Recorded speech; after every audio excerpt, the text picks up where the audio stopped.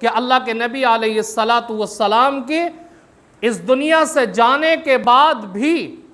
उम्मत को इस दीन के मुताबिक ज़िंदगी गुजारनी है। दूसरा वाक़या क्या, इस आयत के तहत दूसरा वाक़या ये बयान किया गया कि जब अल्लाह के नबी अलैहिस्सलातु वस्सलाम मर्ज़ुल वफ़ात में मुब्तला थे, आपकी तबीयत सही नहीं थी, तो हज़रत अबू बकर रज़ी अल्लाह ताला अन्हु उस ज़माने के अंदर सहाबा किराम को नमाज पढ़ाया करते थे। एक दिन अल्लाह के नबी अलैहिस्सलातु वस्सलाम की तबीयत कुछ सही थी, हज़रत अबू बकर सहाबा को नमाज पढ़ा रहे। अल्लाह के नबी ने पर्दे से झांक करके मस्जिद नबवी के अंदर देखा, सहाबा किराम को खुशी हुई कि अल्लाह के नबी की तबीयत सही है। नमाज से फारिग होने के बाद हज़रत अबू बकर रज़ी अल्लाह ताला अन्हु अल्लाह के नबी अलैहिस्सलाम की खिदमत में हाजिर हुए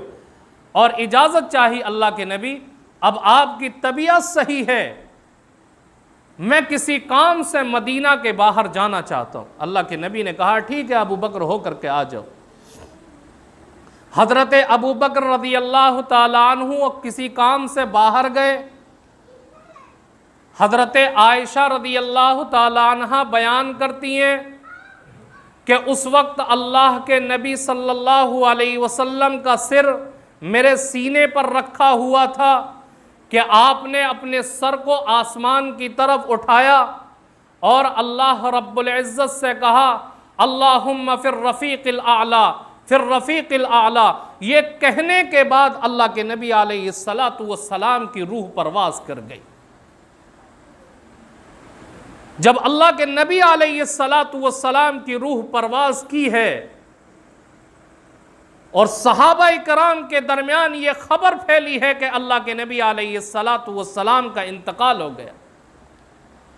सहाबा कराम के अंदर ऐसी बेचैनी का माहौल था कि सब दौड़ करके मस्जिद नबवी के अंदर हाजिर हो गए। सारे सहाबा कराम, हज़रत उमर रज़ी अल्लाह ताला अन्हु भी आ गए और मिंबर पर चढ़ करके हज़रत उमर रज़ी अल्लाह ताला अन्हु ने बयान करना शुरू किया कि कोई ये ना कहे कि अल्लाह के नबी अलैहिस्सलातु वस्सलाम वफ़ात पा चुके हैं, बल्कि अल्लाह के नबी अलैहिस्सलातु वस्सलाम जिंदा है। ये तकरीर जारी है हज़रत उमर रज़ी अल्लाह ताला अन्हु की। हज़रत अबू बकर को ये पता चला तो घोड़े पर सवार होकर तेज़ी के साथ आए और मस्जिद नबवी के अंदर पहुंच करके सबसे पहले हुजरे आयशा के अंदर दाखिल हुए। दीगर अज़वाज मुतहरात भी मौजूद थीं, वो सारी की सारी हज़रत आयशा के अलावा हट गई, आपका बोसा लिया और कहा कि अल्लाह की कसम आप दो मौतों का मज़ा नहीं चख सकते, बल्कि एक मौत जो आपके मुक़द्दर में थी वो आपको आ चुकी है। उसके बाद हज़रत अबू बकर रज़ी अल्लाह ताला अन्हु फिर मस्जिद नबवी के अंदर आए और देखा कि हज़रत उमर कसम खा खा करके लोगों से कह रहे कि अल्लाह की कसम अल्लाह के नबी अभी वफ़ात नहीं पाए, जिंदा हैं आप। हज़रत अबू बकर ने कहा कि ए कसम खाने वाले बैठ जा, ए कसम खाने वाले बैठ जा। हज़रत उमर रज़ी अल्लाह ताला अन्हु नहीं बैठे तो हज़रत अबू बकर एक तरफ होकर के हम्दो सना के बाद लोगों से खिताब करना शुरू कर दिया और कुरान करीम की दो आयतें पढ़ी, इन्नका मय्यितुन व इन्नहुम मय्यितून, और दूसरी कुरान करीम की यही आयत वमा मुहम्मदुन इल्ला रसूल, और लोगों को समझाया कि तुम क्यों परेशान हो, अल्लाह के नबी तो एक रसूल ही है अल्लाह के, जैसे दीगर रसूलों को मौत आई ऐसे अल्लाह के नबी को भी मौत आ गई। सहाबा इकराम को समझाने की कोशिश की तो हज़रत उमर रज़ी अल्लाह ताला अन्हु ने भी कुरान करीम की जब ये आयत सुनी है तो हज़रत उमर रज़ी अल्लाह ताला अन्हु की भी आंखें खुल गई और तब यकीन हुआ है कि वाकई अल्लाह के नबी सल्लल्लाहु अलैहि वसल्लम दुनिया से रुखसत हो गए।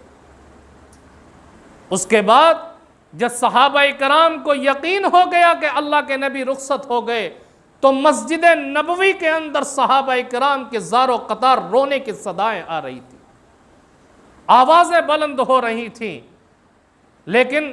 हज़रत अबू बकर रज़ी अल्लाह ताला अन्हु ने तमाम सहाबा किराम को संभाला और समझाने की कोशिश की कि देखो, अल्लाह के नबी जब अल्लाह के रसूल हैं और जैसे दीगर रसूलों का इंतकाल हुआ ऐसे ही अल्लाह के नबी भी वफात पा चुके हैं। अब तुम ये बताओ कि तुम अल्लाह के नबी की इबादत करते थे या अल्लाह की इबादत करते थे? सहाबा किराम ने कहा कि हम तो अल्लाह की इबादत किया करते थे।